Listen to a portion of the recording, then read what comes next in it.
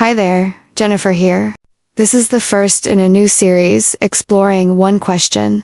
What really happened to our health? Because let's be honest, something changed. And it wasn't sugar.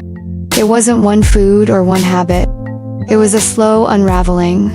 A quiet shift in what we trusted, what we feared, and what we were told to do.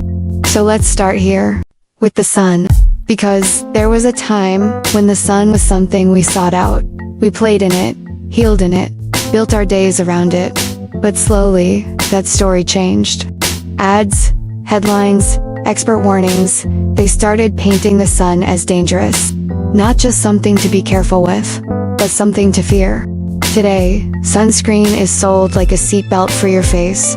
You're told to wear it every day, rain or shine, indoors or out. It's marketed as protection, as prevention, as essential. But how did we get here? This video is about that shift, how the messaging changed, when it changed, and what happened after. Because if sunscreen became normal in the 90s, why did skin cancer rates rise after that? Shouldn't they have dropped? Let's take a closer look. Not to argue, but to notice. Because this one detail, how we came to fear the very thing that gives us life, might hold more answers than we've been told. Come with me. Let's begin with the sun. For most of history, humans didn't fear the sun, they lived by it. Sunlight was how we set our clocks, grew our food, and signaled the start of every day. People tanned on purpose. They used baby oil to intensify the effect. There were no SPF warnings on weather apps. There were no SPF products in makeup. Sunscreen was rare, and when it did exist, it was used for extreme exposure, not daily life. The messaging started to shift in the 1960s and 70s. Terms like photoging and UV damage appeared in early dermatology journals.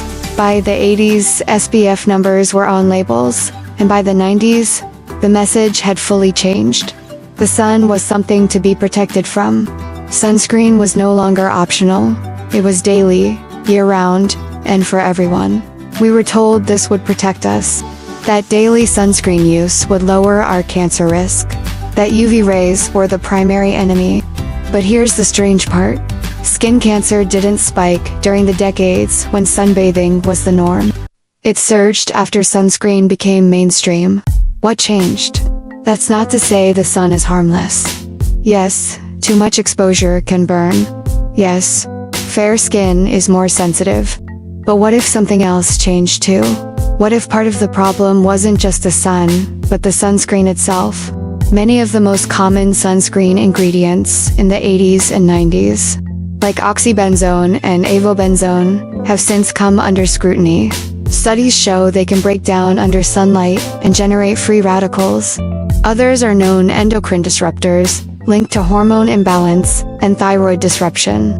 These compounds have been banned in places like Hawaii, not just for coral reef damage, but because of concerns for human health.